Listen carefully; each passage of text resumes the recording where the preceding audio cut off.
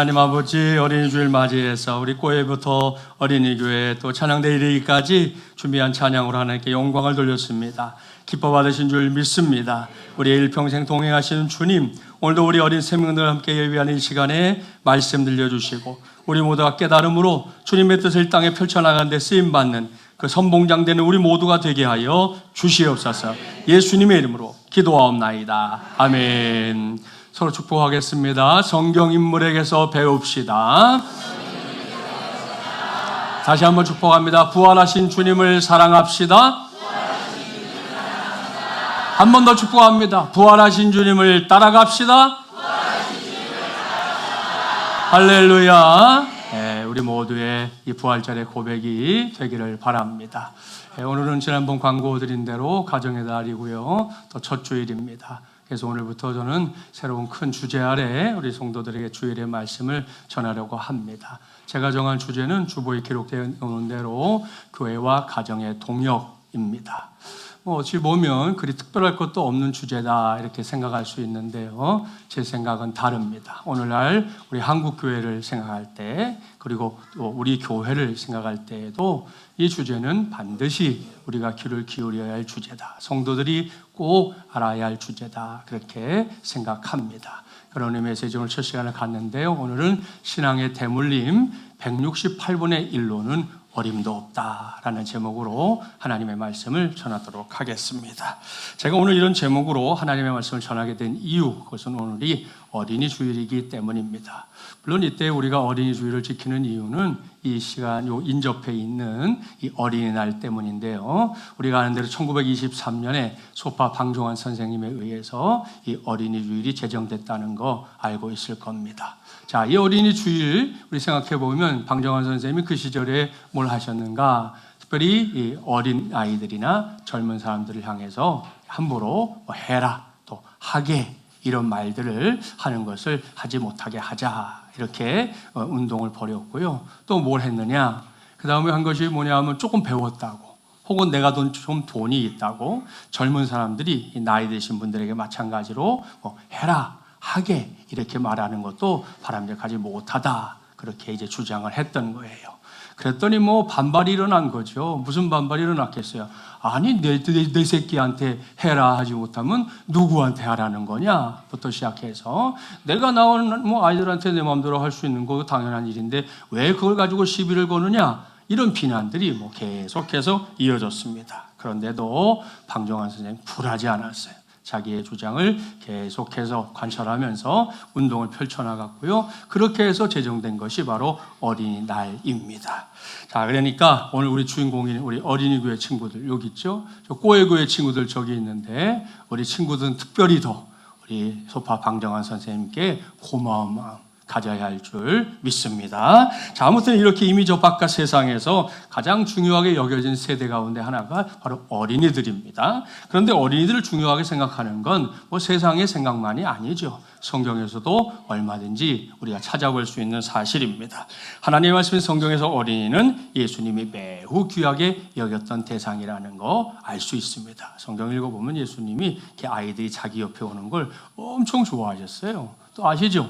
아이들을 그냥 한꺼번에 이렇게 무리로 대하신 게 아니고 하나이 머리에 손을 얹고 축복하며 기도하는 것도 좋아하셨고요.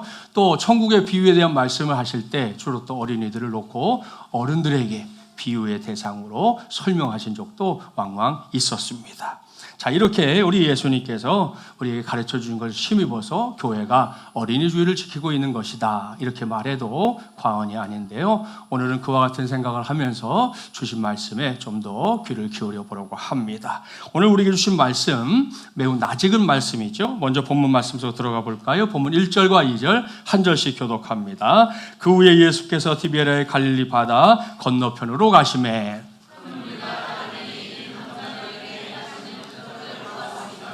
아멘. 자, 여기서 우리는 갈릴리 바다 이 주변을 오가시면서 무리에게 말씀을 가르치시고 그들 앞에서 표적을 행하시는 예수님을 확인할 수 있습니다.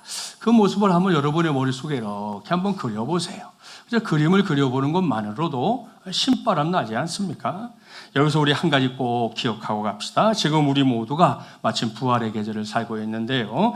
부활의 능력을 힘입어 하나님을 믿고 사는 삶, 이건 결코 예사로운 삶이 아닙니다.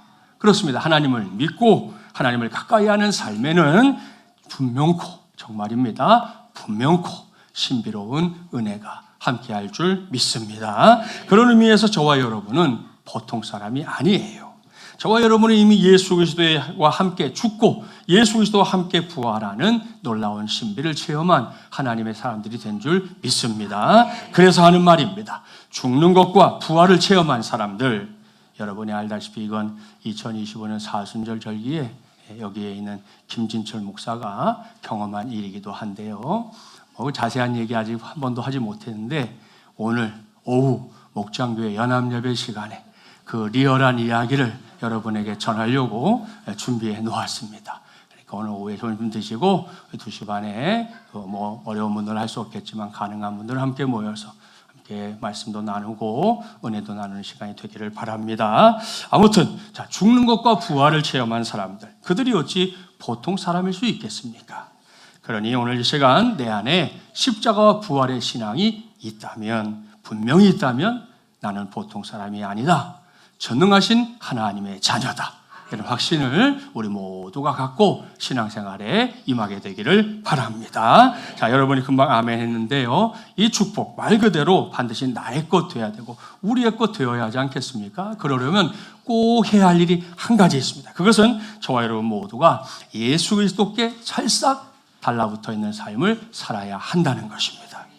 여러분이 즐겨 먹는 조개 가운데 이 삿갓조개라는 놈이 있어요. 이 녀석은 저렇게 바위나 혹은 배 밑창에 따개비와 함께 이렇게 붙어 사는 그런 조개거든요.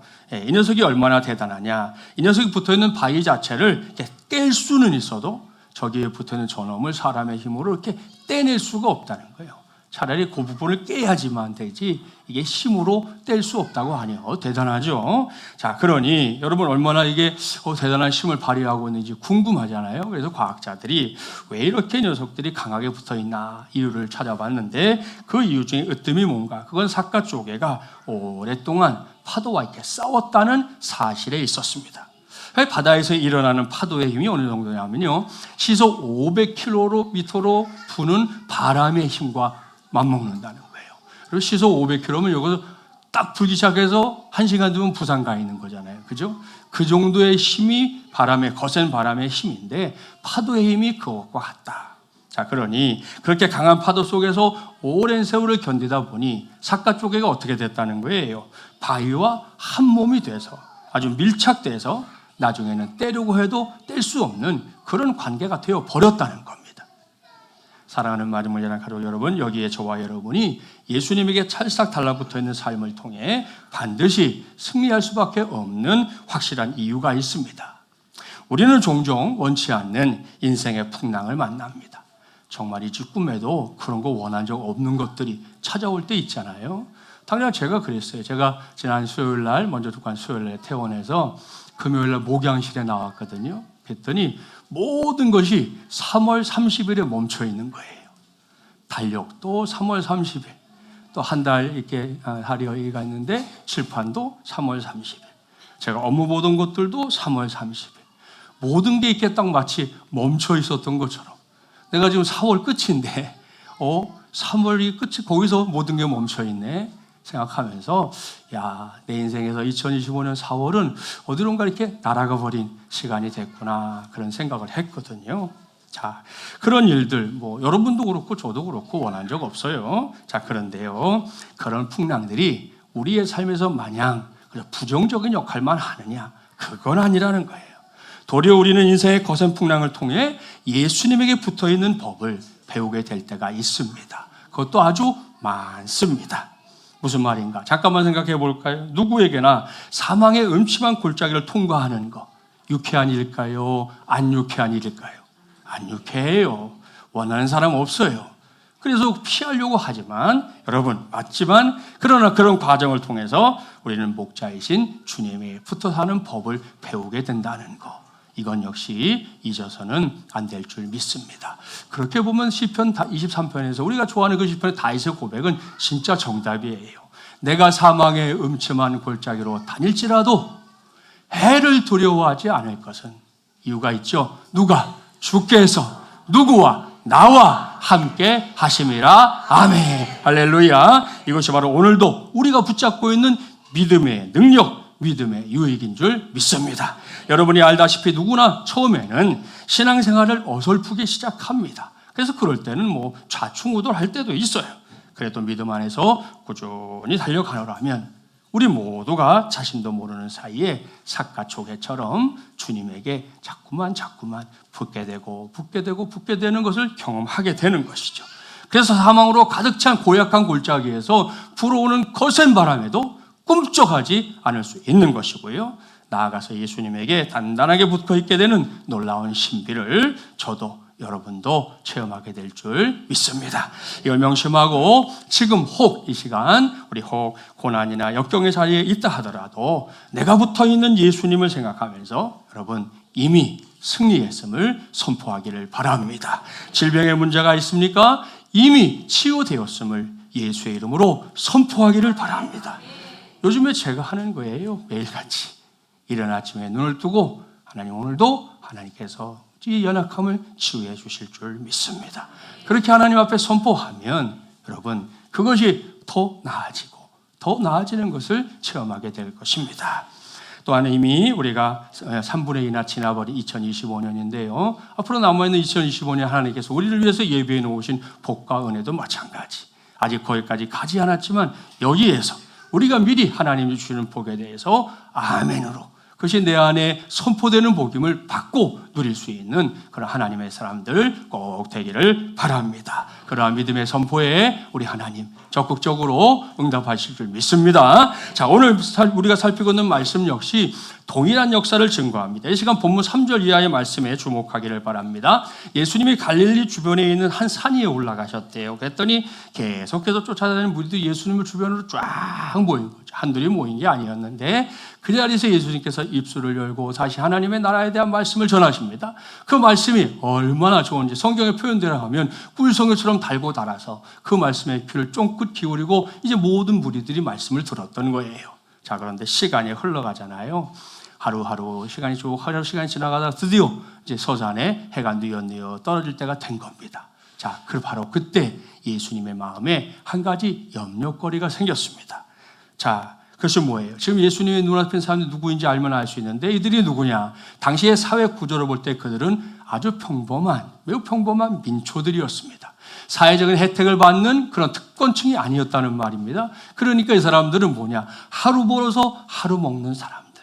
그게 전부인 사람들이었어요. 그런데 오늘 하루 종일 뭐 했어요? 예수님에게 모여가지고 말씀 들었잖아요.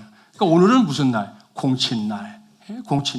그대로 집으로 갔다가는 모든 가족들이 그저 밤새도록 쫄쫄이 굶는. 아시죠? 꼬르륵.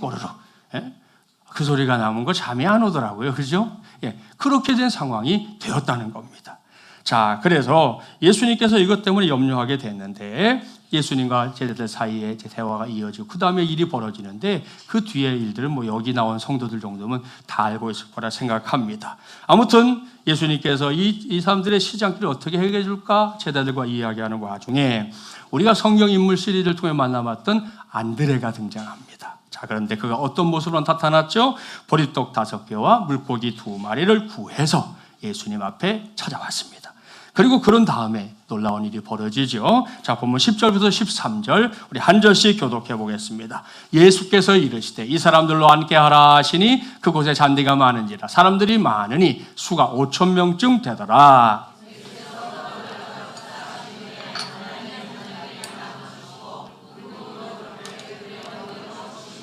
그들이 배부른 후에 예수께서 제자들에게 이르시되 남은 조각을 거두고 버리는 것이 없게 하라 하심으로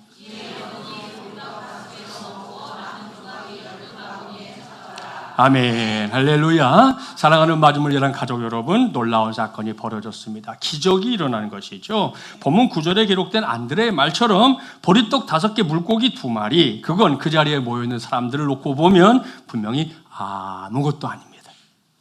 그런 걸 놓고 말하는 거죠. 감질난다 그렇죠. 예? 찔끔찔끔. 뭘 줄면 제대로 줘야지. 이만큼 주고 먹어보래. 그러면 그분 나쁘잖아요.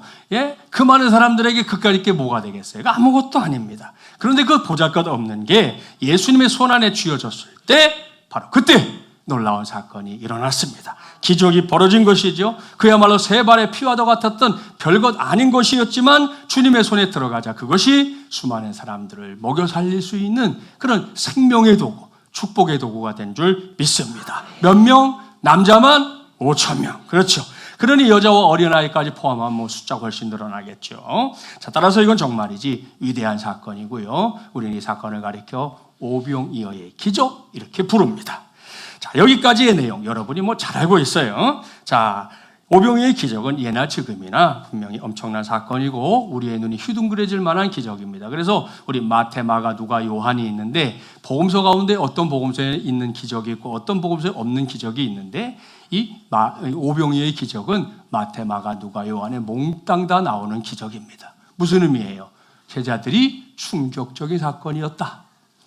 그들의 뇌리에 남아있을 수밖에 없는 기억을 남기는 사건이었다. 이 제자도 저 제자도 그것만큼은 놓칠 수 없었다. 이런 의미가 되는 것이죠. 자, 그런데 저는 오늘 여기서 말씀을 끝낼 수가 없어요. 어린이 주일 오늘 그리고 교회와 가정의 동역이라는 주제로 말씀을 전한 첫 시간에 제가 여러분에게 전해야 할 말씀이 남아있기 때문입니다. 자, 이를 위해 지금까지 전했던 오병이어의 기적은 이제 우리가 우리 안에 잘 쌓아두고요. 그런 다음에 우리 주신 말씀 가운데 읽지 않은 말씀 9절 말씀을 함께 봉독해 보겠습니다. 여기 한 아이가 있어 보리떡 5개와 물고기 2마리를 가지고 있나이다. 그러나 그것이 많은 사람에게 얼마나 되겠사옵나이까. 여러분 무슨 말씀입니까? 이 말씀은 같은 사건을 기록하고 있는 다른 복음서에서는 볼 수 없는 말씀이에요. 중요한 건 이 말씀이 오병이어를 일으킨 기적의 도구, 그 오병이어가 어디에서 온 건지 확실하게 밝히고 있다는 겁니다. 이미 말씀드린 대로 예수님은 그곳에 모여있던 사람들의 시장길을 해결해주고 싶었어요. 그때 빌립은 이 문제를 숫자적으로 접근했죠. 뭐라고 합니까? 200데나리온의 떡으로도 부족하겠습니다. 이렇게 접근했는데 안드레는 달랐어요. 안드레는 발품을 팔았어요. 예수님이 지금 이 사람들을 먹이고 싶어 하시는데 뭔가 이 사람들을 먹일 만한 게 뭐가 있지? 하고 발품을 팔고 돌아다녔던 것입니다. 자, 그러다가 손에 넣은 게 뭐다? 오병이어. 자, 조금 전에 말씀드린 대로 이건 당시에 진짜 별것 아닙니다. 그런데 결과적으로 보면 이 엄청난 기적의 출발점이었으니까요. 여기서 우리는 오병이어의 출처에 큰 관심을 가져야 합니다. 여러분 그런 의미에서 묻겠습니다. 오병이어 어떻게 구해졌습니까? 안드레가 어떻게 어디에서 이것을 구해온 겁니까? 오병이어가 도대체 누구를 통해 얻은 겁니까? 라는 질문입니다. 이 질문에 성경은 가리는 게 없이 명백하게 대답합니다. 그것은 한 아이였습니다. 여기 한 아이로 번역된 헬라어 단어는 이 파이다리온이라는 말이거든요. 이것은 기본적으로 어린 아이를 가리킵니다. 물론 문맥에 따라서는 소년, 혹은 젊은 종, 젊은이 이렇게 번역할 수도 있지만 오늘 말씀의 문맥으로나 내용으로 보면 분명히 이것은 어린 아이를 가리키는 표현입니다. 자, 그걸 전제하고 오늘은 어린이 주일이니만큼 아이들의 특징에 한번 관심을 모아보겠습니다. 안타까운 건 요즘 아이들이 너무 조숙하다는 거예요. 네? 저 뒤에 있는 친구들도 있고 여기도 있는데 제가 일부에도 얘기했는데 얘네들은 그냥 오늘 보셨잖아요. 보는 것만으로도 예쁘고 사랑스러워요. 어디 가서 이렇게 예쁘고 사랑스러운 애들 보겠어요. 근데 얘네들이 너무 일찍부터 막 찍어 발라. 네? 뭘 자꾸 하려고 그래. 그냥도 이쁜데 자연 그대로 너무 이쁜데 요즘 오죽하면 어른들이 상술로 또 얘네들이 쓰는 전용 화장품도 만들어 팔아. 이 나쁜 놈들이. 난 그 놈들이 나쁜 놈들이라고 생각해. 나쁜 놈들이지 애들 정말 물론 코 올리게 돈은 아니에요. 여러분이 다 사주는 거지. 그래도 애들을 너무 조숙하게 만들려고 하는 사회적인 변화는 좀 안타까워요. 그 시기가 있는데 우리 지금 꼬맹이도 우리 꼬의교회 친구들 키우는 분들은 그거 지나가는 게 아쉽잖아요. 왜냐하면 지나가면 다시 갈 수 없거든. 그 시기에 그 기쁨을. 근데 너무 이제 요즘에 하여튼 그래서 걱정스러울 때가 있는데요. 자, 그래도 어린이들은 다음 시대, 우리의 뒤를 이을 귀한 세대라는 건 틀림없는 사실입니다. 오늘 본문에 등장하는 이 무명의 한 아이도 마찬가지죠. 그리고 안드레가 예수님의 손을 올려줬던 오병이요, 그게 바로 그 어린 아이에게서 나온 것이다. 이것이 성경의 증언입니다. 자, 여기서 한번 생각해 봅시다. 이게 보통 일인가, 안 보통 일인가? 어떤 일이에요? 안 보통 일이에요. 물론 어른들의 입장에서 보면 별것 없다 생각할 수도 있어요. 하지만 당시에 오병이어를 갖고 있었던 사람이 어린이였고요. 그 어린이가 오병이어를 기꺼이 내어놓았다. 이건 정말 안 보통 일입니다. 왠지 아시죠? 어린이들에게 있어서 먹거리는 예나 지금이나 세월이 흘렀어도 종종 목숨보다 더 귀하게 여겨지기 때문입니다. 지들이 목숨을 모르겠지만, 그렇죠? 네, 그래 거예요. 멀리도 말고요. 오늘 조금 전에 먹거리 선물 받은 친구들이 있는데 그 중에서 어린이 교회 조금 낫고 꼬예교회 친구들 대상으로 한번 여러분이 하고 싶으면 해보세요. 이 친구들 중에는 자기 엄마나 아빠 외에는 아무에게도 관심이 없는 친구들도 있어요. 그야말로 차도남, 차가운 도시 남자도 있고 차도녀, 차가운 도시 여자도 있어요. 쟤네들 중에는. 자, 우리 아까 축복할 때 봤지만 잘생겼고 예뻐요. 자, 그래서 성도들이 저 친구들의 관심을 받고 싶어 합니다. 쟤네들이 받고 싶어 하는 게 아니고 여러분이 받고 싶어 한다니까. 지나가다가 인사라도 한번 받으면 뭘 그렇게 좋아하는지 몰라요. 예? 한번 아는 척 했다고 좋아하기도 하고, 머리를 쓰다듬었는데 얘들이 좋아했다고 자기가 좋아하는 성도들 자주 보게 됩니다. 자, 그런데 이 차도남이나 차도녀는 좀 쉽지가 않아요. 이 녀석들은 뭐 찬바람이 쌩쌩 부는데 제가 생각할 때 제가 러시아에 한번 가봤거든요. 러시아 시베리아 냉기보다도 저 녀석들이 더해. 예? 얼마나 쌩쌩 부는지 몰라요. 예? 그 밖에도 아무튼 이 친구들을 말 한마디 붙이는 것도 어려울 경우가 있는데요. 그런 친구들에게 제일 잘 통하는 게 뭡니까? 여러분도 알고 있을걸요? 단연. 제가 준비했지. 마이쭈! 초콜릿! 네, 주면 이 녀석들이 좀 부드러워져요. 표정부터. 자, 그런데 그렇게 아이들에게 줬던 것을 여러분이 그냥 뭔가 한번 해보려고 다시 빼앗는다 생각해 봅시다. 여러분이 힘이 세니까 금방 빼앗을 것 같죠? 어림도 없어요. 착각이에요. 곧 제3차 세계대전이 발발할 겁니다. 네? 전쟁이 떠나가도록 울 거고요. 아니, 지하고 나하고 나이가 얼마나 차이 나는데 내 거 내놔! 요자도 없어요. 네? 내 거 내놔! 이러고 달려들 게 틀림없거든요. 궁금하면 저한테 500원 내지 말고 해보시라니까. 오늘 애들 있잖아요. 해보시면 금방 할 수 있을 거예요. 자, 옳습니다. 자, 이게 바로 어린 친구들이 보여주는 보편적인 모습. 어디에서나 누구에게나 볼 수 있는 모습이에요. 따라서 저 친구들의 손에 한번 들어갔던 걸 조금이라도 얻어먹으려면 그건 정말이지 어려운 일인데 어떻게 해야 되는지 아시죠? 그 앞에서 체면이 먹고 다 내려놓고 아양 내지는 알랑방귀라는 거 있어요. 야, 나도 조금만 쳐볼래? 그거 조금만 떼서 나 좀 주면 안 될까? 허벌나게 해야 쬐끔 얻어먹을걸요? 그게 우리가 늘 겪는 일이에요. 자, 그런데 본문에 등장하는 이 아이를 보십시오. 모르긴 몰라도 이 아이에겐 아마도 도시락이었던 것 같아요. 그날 이제 하루 종일 나와 있을 거니까 중간에 배가 고프면 안 되니까 먹으려고 했던 도시락인 것 같은데 그 오병이어 전부를 예수님에게 내놓고 있습니다. 요즘 흔히 하는 말로 묻지도 따지지도 않았습니다. 그냥 예수님께 드린 거예요. 그러니 참 놀라운 일입니다. 그리고 오늘은 저와 여러분 모두가 바로 이 대목에 주목해야 합니다. 전후 사정을 살펴야 되는데요. 다시 말씀드리지만 애나 어른이나 사실 내 걸 누구에게 준다? 그건 결코 쉬운 일이 아닙니다. 특별히 어린이의 입장에서 볼 때 내가 마땅히 먹어야 할 걸 빼앗긴다? 그건 진짜 결코 있을 수 없는 일입니다. 그런데 이 어린이를 보세요. 기꺼이 예수님에게 자기의 도시락을 내어드리고 있어요.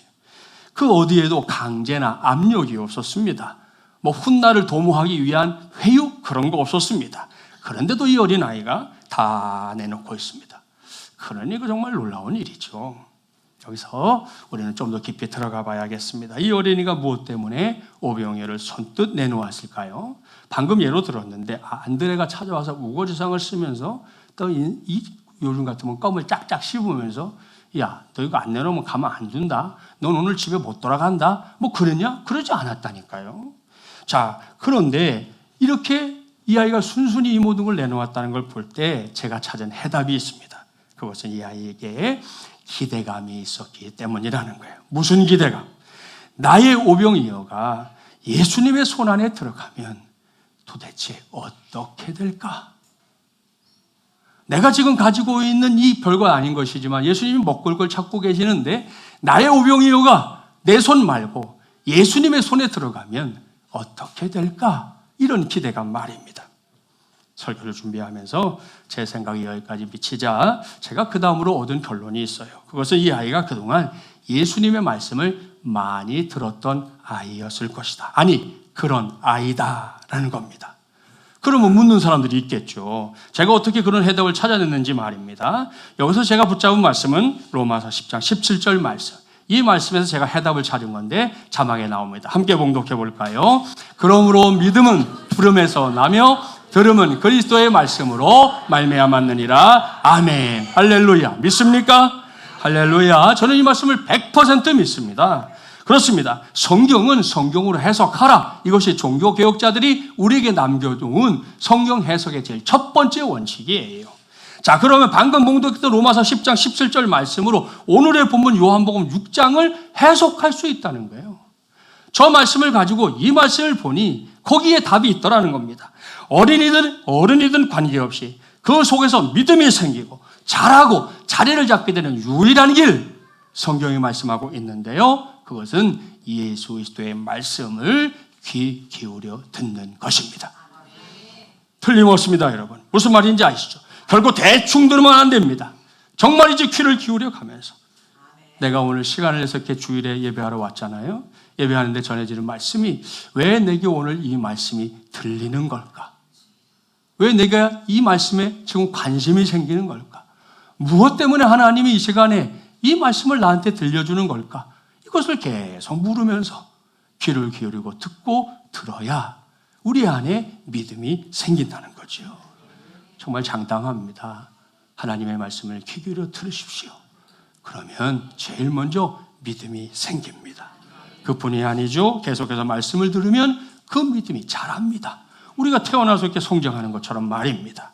그리고 거기서 더 나가면 그 믿음이 요동하지 않는 믿음으로 내 인생 한복판에 굳건하게 자리 잡게 될 줄 믿습니다. 사랑하는 마지막 예랑 가족 여러분, 저는 예수님에게 오병이어를 내놓은 이 친구가 바로 그런 믿음을 가진 친구라고 생각하고 확신합니다. 그렇습니다. 이 아이는 분명코 본문에 기록된 그날만 예수님의 말씀을 들은 게 아니에요. 그랬으면 이렇게 할 수 없다는 거예요. 저는 이 아이가 예수님이 갈릴리 바다를 중심으로 사역하고 다니실 때 부모를 따라왔든 친구들과 함께 왔든 이웃에 누굴 따라왔든 간에 예수님이 오신다 하면 그곳에 달려가서 예수님이 하실 말씀에 귀를 기울였던 아이가 틀림없다는 거예요.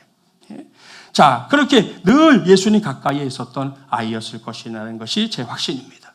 그러다가 본문에 기록된 바로 그날 예수님이 사람들을 위해 먹을 걸 찾고 있다. 이걸 들은 거잖아요. 그리고 그걸 알게 됐을 때 이 아이는 기꺼이 자신의 수중에 갖고 있었던 오병이어를, 사실 당장 그날 내가 까먹어야 할 내 도시락이었는데 바로 그것을 예수님께 내어 드렸던 겁니다. 물론 오병이어는 이 아이의 눈에도 그 상황을 보면 별거 아니었어요. 이 아이가 뭐 그 정도도 분간 못하는 바보천치라고 생각하지 마세요. 얘도 알았어요. 이거 갖고는 아무것도 할 수 없다. 자, 그런데 그건 어디까지나 오병이어가 내 손에 들려 있을 때의 일입니다. 내가 가지고 있을 때는 이게 아무것도 아니라는 거예요. 그런 상황에서 이 아이가 가졌던 믿음이 어떤 믿음인가? 오병이어가 자기의 손을 떠나 예수님의 손에 들어가면 그 다음에는 반드시 뭔가 일이 일어날 것이다. 요걸 믿는 믿음이었다는 겁니다. 그랬기 때문에 이 아이가 기꺼이 오병이어를 내놓을 수 있었던 거예요. 이렇게 우리는 이 말씀을 봐야 할 겁니다. 자, 여러분 어떤지 모르겠는데요. 이 정도 되니까 또 저는 이 아이가 자라고 있는 가정이 궁금해졌어요. 뭐 얘가 혼자서 지 혼자 세상 태어난 건 아닐 거 아니에요. 가정이 있을 거예요. 성경에 나오지 않았지만. 그리고 자연스럽게 이 아이의 부모가 어떤 사람들인지 궁금했습니다. 도대체 이 아이가 자라고 있는 가정, 그 가정이 어떤 가정이었기에 이런 아이가 나왔는지, 성경에 이런 아이로 등장하고 있는지 그게 너무 궁금해졌다는 거죠. 그리고 그러한 궁금증은 당장 오늘 우리가 예배하고 있는 이 어린이 주일에 제가 더 집중하는 이유가 됐습니다. 똑같은 건 아니지만 저도 이번에 이 본문에 기록된 체험을 한 가지 했어요. 얼마 전에 제가 고대 안암병원에 입원하고 있었다는 건 아시죠? 여러분들이 많이 기도해 주셔서 또 어떤 분들이 시간을 내서 직접 찾아와 주셔서 너무너무 감사했습니다. 이 자리를 비롯 다시 한번 감사의 마음을 전합니다. 자, 그런데 우리 3여전도회에서 회원들이 이렇게 함께 신방을 왔던 날이었어요. 뭐 오랜만에 만났는데 여럿이었고 이제 병실에서 못 만나고 따로 이제 면회실로 가서 기다리고 있는데 엘리베이터 쪽에서 이렇게 오더라고요. 오랜만에 보니까 뭐 여전도의 식구들도 반가워하고 저도 반가워했죠. 자, 그런데 이제 회원들의 그 사이를 비집고 성큼성큼 걸어오는 한 아이가 있었습니다.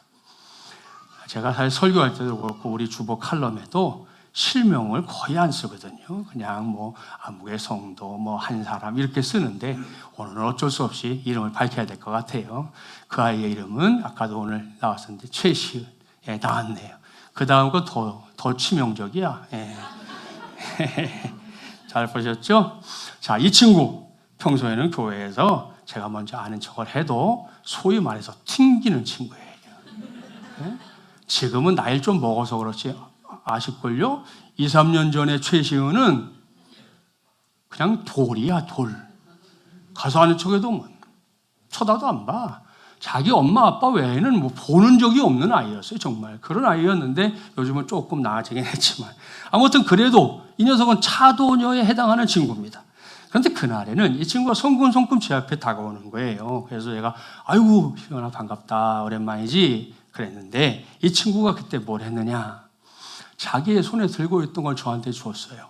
가나 초콜릿 이렇게 줬어요. 자, 근데 그때 엄마가 뒤에서 하는 말, 저거 자기가 먹겠다고 해서 나한테 사달라고 해서 내가 사준 건데, 그 다음 말이 더 중요하죠. 쟤는 절대로 저걸 남에게 줄 아이가 아닌데 응? 저걸 절대로 남에게 줄 아이가 아니라는 거예요. 오는 길에 샀대, 오는 길에. 근데 이 아이가 그날 저한테 이걸 딱 건네주는 거예요. 물론 아이의 눈에 환자 보고 있는 목사가 좀 불쌍해 보였는지 제가 뭐 그 아이의 생각을 알 수는 없어요. 물어보지도 않았고. 그런데 중요한 건 이건 그날로 끝난 일이 아니었습니다. 지난주에 제가 4주 만에 설교하고 점심 먹고 식당에 내려갔잖아요. 내려갔는데 이 녀석이 계속 붙어 다니는 거예요. 여러분 아까 보셨죠? 저한테 돌아서 와갖고 안긴 애가 걔예요. 예? 여러분 제가 이래봬도 이런 사람입니다. 예? 함부로 보지 마세요. 예? 어떤 분들이 제가 올해 들어서 강단에서 이렇게 내려와서 설교하고 가운 안 입으니까 목사님 왜 가운도 안 입어 그런데요. 근데 뭐 그것도 좋지만 그냥 좀 더 우리가 가까이 말씀을 나누고 그러기 위해서 뭐 제가 이거 입고 싶어서 입은 줄 아세요? 쟤네들 때문에 입은 거예요. 나 이거 저 곤색 미키마우스도 있고요. 스파이더맨도 샀어요. 근데 전도사님이 그러는 거예요. 꼬의 교회는 미키마우스밖에 모른대. 그래서 스파이더맨은 탈락. 그 입고 나온 거예요. 예? 뭐 제가 입고 싶어서 그런 게 아니고 우리 아이들과 좀 더 가까이에서 또 여러분과 좀 더 가까이에서 하려고 하는 거니까 목사님이 가운도 아니고 그런 거 이제 싹 잊어버리세요. 올해는 그렇게 할 거니까. 아무튼 참 이 녀석 때문에 제가 참 소중한 경험을 했고 지난주에도 얘가 안 떠나갖고 제가 올라와야 되는데 그래서 제가 그랬죠. 시은아 내가 지금 가서 해야 될 일이 있거든. 엄마랑 같이 있자. 이렇게 떼놓고서야 제가 목양실에 올라올 수 있었습니다.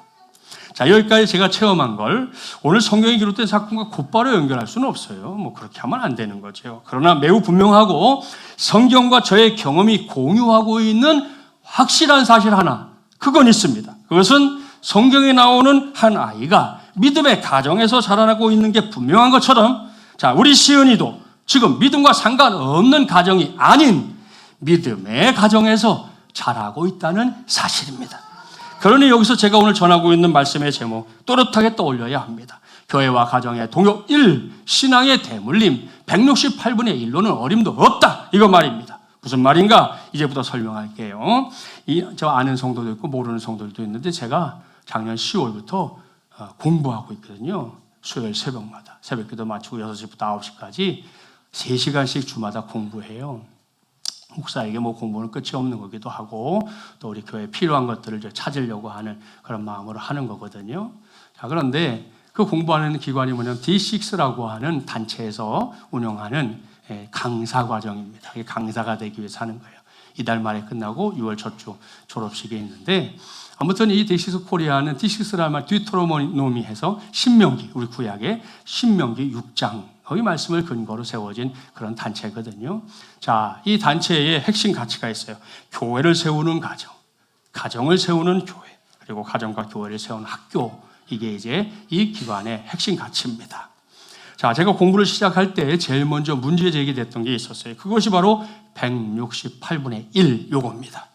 자, 여기서 168은 일주일을 시간 단위로 환산한 겁니다. 그러니까 168시간 중에 1시간 이런 의미가 되겠죠. 여기에 등장하는 1시간은 오늘 꼬예교회, 어린이교회 친구들을 비롯한 우리 자녀손들이 일주일 168시간 동안 하나님의 교회 안에서 소위 말해서 신앙생활과 성경을 배우고 또 신앙에 대해 익숙하게 겪는 시간들이 그저 168시간 중에 1시간밖에 안 된다. 이런 의미입니다. 물론 그것보다 좀 덜하는 경우도 뭐 없는 건 아니지만 우리 장년들도 그렇잖아요. 여러분들도. 일주일 168시간 중에 주일에 이 시간 예배 1시간 뭐 식사하시고 하시는 분도 있고 그냥 바로 가시는 분도 있지만 그 1시간이 여러분의 모습을 봐도 이것은 오늘 우리가 겪고 있는 우리 신앙의 생활, 이게 뭐 미국에 시작됐지만 미국 교회나 한국 교회나 다르지 않은 현실이라는 겁니다. 자, 그걸 전제로 묻는 것이죠. 168분의 1 그걸로 신앙생활에 충분한가? 특별히 우리 자녀손들의 신앙 상태를 우리 진단해 볼 때 얘네들의 신앙 상태가 정말 168분의 1로도 아무 문제가 없는가? 이런 질문을 해보면 대답은 NO입니다. 그렇습니다. 충분하지 않다. 결코 충분할 수 없다. 이런 말씀입니다. 그렇다면 왜 오늘날 이런 상황에 교회들이 이르게 됐는가? 역사를 뒤져보면 이유를 알 수 있어요. 우리가 흔히 말하는 주일학교, 썬데이 스쿨은 18세기 영국의 이 로버트 레이크스라고 하는 바로 저분이 설립한 거예요. 그런데 이 썬데이 스쿨의 목적과 거기에 모이는 아이들이 어떤 아이들이었는지 아세요? 믿지 않는 부모를 둔 자녀들이 모이는 곳이었어요. 부모들이 그저 일터에 나가고 애들은 뭐 제대로 관리가 안 되는 가운데 믿음이 없는 아이들에게 신앙을 가르치기 위해서 복음을 전하기 위해서 세운 게 주일학교라는 말입니다. 그러니까 이것은 전도의 통로가 되고자 했던 거죠. 자, 그래서 나중에 신대륙이 발견되잖아요. 그래서 이제 미국으로 영국 사람 대거 이주할 때도 원래는 이 썬데이 스쿨이 그대로 그렇게 이주가 됐어요. 자, 그런데 19세기 초반에 어떤 변화가 생겼느냐. 자, 그렇게 주일학교를 하는데 때로 여러분 그 사역을 탁월하게 잘하는 사람이 있잖아요. 엄청 뭐 설교도 잘하고 뭐 아이들을 가르치는 것도 잘하고 프로그램도 잘 만들고 뭐 이런 사람들. 그런 사람들이 있는 곳에 아이들이 어떻게 되겠어요? 우르르 몰려가는 거예요. 그러니까 우리 교회에서 만든 주일학교에는 애들이 안 오는데 저 교회에서 세운 주일학교에는 사역자가 바뀌니까 뭐 애들이 막 몰려가. 그러니까 이제 이게 교회들끼리 경쟁하는 분위기가 만들어졌어요. 그래서 너도 나도 주일학교를 이제 세우는데 그 주일학교에 오는 학생들이 이제는 어떤 애들이다? 믿지 않는 애들만이 아니라 믿는 애들도 막 포함시키기 시작했고 20세기에 들어서는 아예 교회 안에 어린이 교육 기관으로 오늘 우리처럼 자리 잡게 된 겁니다. 자, 이 말은 부모들이 자기 자녀들의 신앙교육을 다 몽땅 다 교회에 맡겨버리게 됐다는 의미와 같은 말입니다. 자, 이게 오늘날 우리 교회 안에도 자리 잡고 있는 주일학교인데요. 이렇게 되기 전까지 믿는 가정의 자녀들은 일단 철저하게 믿는 부모가 책임지고 신앙교육을 시켰습니다. 부모가 시킨 거예요. 그렇잖아요. 168분의 1을 채우고 나머지 시간을 많이 살고 있는 게 누구예요? 부모와 자식이잖아요. 그러니까 내 자녀의 신앙은 내가 가르친 거예요. 그러기 위해서 특별히 아버지들은 가정의 제사장, 가정의 목회자처럼 그렇게 자기의 역할을 하도록 아예 신조에 교회 헌법에 명시가 되어 있을 정도로 중요한 일이었던 겁니다. 자, 그런데 어떻게 된 거예요? 168분의 1에다가 모든 걸 맡겨버림으로 이제 부모들이 편해졌어요. 내가 할 게 없어졌네. 이렇게 생각하게 되면서 오늘날 우리가 알고 있는 이런 주일학교 문화가 만들어졌다는 겁니다. 그러니 여러분 생각해 보세요. 168분의 1로는 신앙의 대물림이 이루어질 수 없거든요. 당시의 부모들은 그걸 알았지만 그 이후에 이제 산업화가 진행되고 부모들이 자꾸만 밖으로 돈벌이 하러 나가게 되면서 아이들의 신앙교육 그죠? 교회 한번 맡기면 알아서 하겠거니 하고 그냥 맡겨버리고 자기는 무관심해지는 그런 상황에 이르게 된 것이라는 겁니다. 그리고 저는 중학교 3학년 때 이제 그런 주일학교에 저도 참여해서 신앙생활을 시작하게 됐던 거예요. 물론 저를 비롯한 적지 않은 사람들이 실제로는 168분의 1 이상의 시간을 쓰면서 신앙생활을 했습니다. 왜? 그만큼 신앙생활이 행복했거든요. 신앙생활하면 신바람 났거든요. 시키지 않아도 찬양대도 하겠다고 찾아가기도 하고 교회에서 여러분 겨울에 첫눈 오면요 저희 교회는 다 알아서 모였어요. 전화도 없는데 교회 가면 다 와 있어. 교회 마당 쓸고 하는 게 다 우리 몫이었어요. 그냥 즐거웠어요. 그렇게 신앙생활해서 오늘이 이르게 된 거죠. 자, 하지만 언젠가부터 너무나 많은 성도들이 우리의 자녀손들이 168분의 1의 신앙생활 이것을 전부라고 여기게 됐다는 거 부인할 수 없는 사실입니다. 결코 빼먹지 않았던 주일도 너무 쉽게 빼먹으면서도 아무렇지도 않게 생각하게 된 게 오늘의 현실. 학교니 학원이니 도서관이니 이런 것들을 내세워서 우리의 신앙생활을 저 끄트머리에 갖다 놓게 된 것도 오늘 한국교회의 현실이잖아요. 이런 상황에서 신앙의 대물림이 가능한가? 단언합니다. 불가능합니다. 이대로만 간다면 한국교회의 미래는 없습니다. 오늘 우리가 봤던 눈에 넣어도 아프지 않을 것 같은 이런 다음 세대들이 여러분 어느 순간 교회 안에서 자취를 감추게 될 겁니다. 벌써 우리 교단도 전국에 있는 교회가 한 8,000개 되는데요. 절반이 주일학교가 아예 없어요. 교회에서 애들을 찾고 싶은데 애들이 없다니까? 어린이 주일이 되는데 어린이 주일에 주인공들이 없어요. 그게 지금 우리 교단의 현실이기도 합니다, 여러분. 제가 아까 말씀드렸잖아요. 오늘처럼 우리가 아이들이 이렇게 보는 거 모든 교회가 하는 거 아니에요. 하고 싶어도 애들이 없어요. 정말 오늘도 우리가 이 아이들을 최선을 다해 준비했다고 말씀드렸지만 그렇게 하고 싶어도 할 수 없는 때가 도래할지도 모릅니다. 그런 걸 원하지 않는다면 우리 모두 이 시간 반드시 정신을 차려야 합니다. 부모님들은 말할 것도 없고요. 조부모님들에게도 신신당부합니다. 제가 얼마 전부터 조부모, 부모, 자녀 이렇게 3세대라고 하지 않고 주보에 봐도 오늘 보시면 한 세대라고 표현했어요. 여러분 3세대가 아닙니다. 우리의 세대 한 세대 개념은 조부모가 있고 부모가 있고 자녀가 요게 한 세대예요. 이렇게 한 세대씩 흘러가는 거예요. 그걸 우리 잊으면 안 됩니다. 자, 그 과정에서 그럼 조부모의 역할이 뭐냐 물을 수 있죠. 제가 비밀을 가르쳐 드릴게요. 조부모는 하나님의 비밀 병기입니다. 잊지 마셔야 돼요. 여러분은 결코 뒷방 땡땡땡이 아니에요.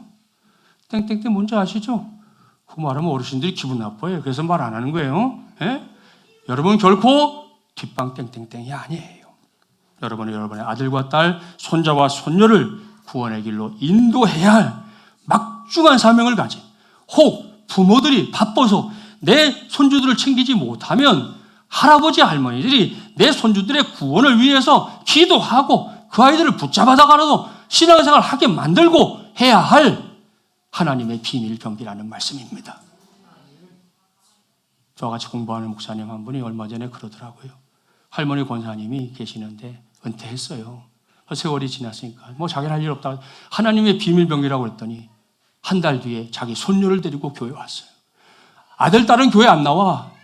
근데 할머니가 생각한 거예요. 내가 여기서 세상 떠나버리면 얘는 누가 구원할까? 그래서요, 한 달 동안 전도했다는 거예요, 그 아이를. 그리고 그 아이를 하나님 앞에 데리고 나와서 목사님, 제가 오늘 얘를 데리고 왔어요 하면서 눈물을 흘리더라는 거예요. 응?